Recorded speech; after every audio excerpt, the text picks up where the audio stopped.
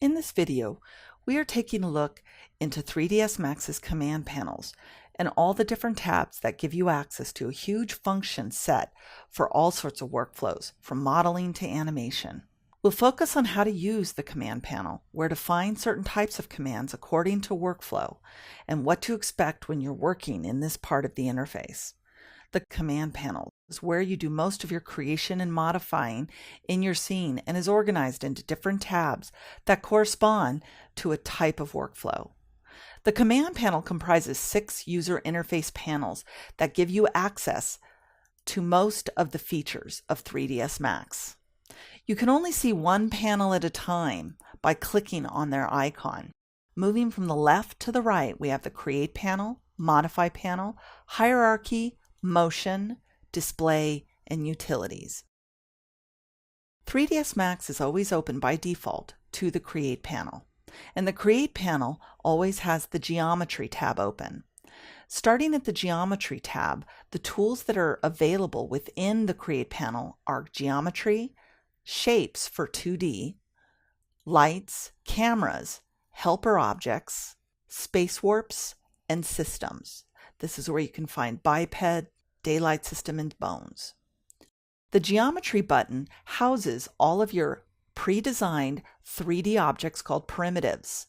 We have a drop-down menu with different types of primitives, starting with the standard primitives, going all the way down to stairs, windows, and so on. To create a standard primitive, we click on the button. I'm going to click on Sphere, move into the perspective viewport, click and drag. We can edit the parameters of that sphere by changing its parameters here. We can type in a different value or move the slider up and down.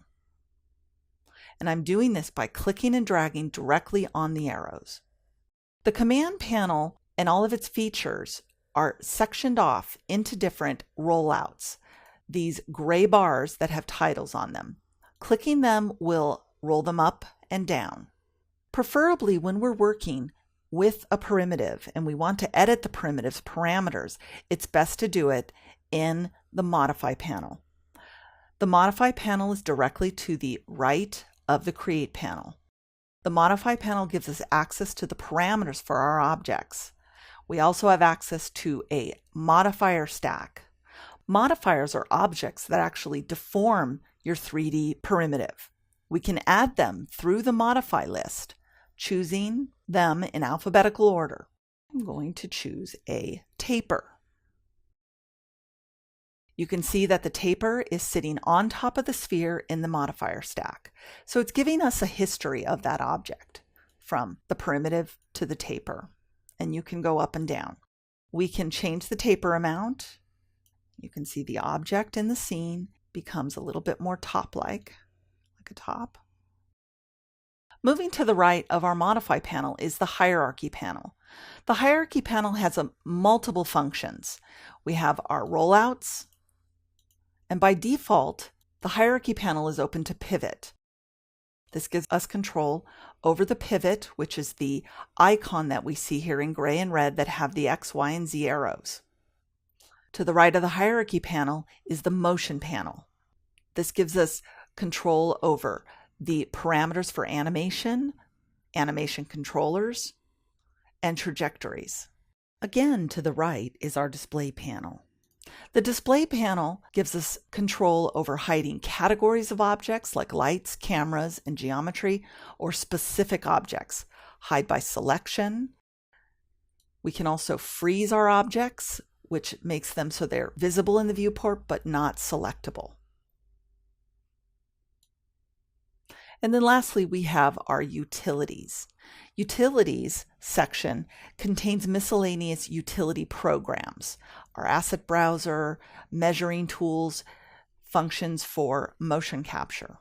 The command panel is also where we can go to name our objects and assign specific colors to them. I clicked on the command panel, and you can see here at the bottom of the command panel, it says Sphere 001. I can call this Egg, and I can give it a specific color by clicking on the color swatch. Let's just make it a yellow. Name and color is the rollout that this function is under, and you can find it in any of the command panels. Modify panel, it's at the top. Display, it's at the top. So we always know what name, and we can identify colors also. In this video, we learned to use the command panel, how to navigate and access its different tabs, use its icons and buttons, and adjust spinners to enter values for parameters. We also learned how functions and parameters are organized into sections called rollouts, and how tabs are organized.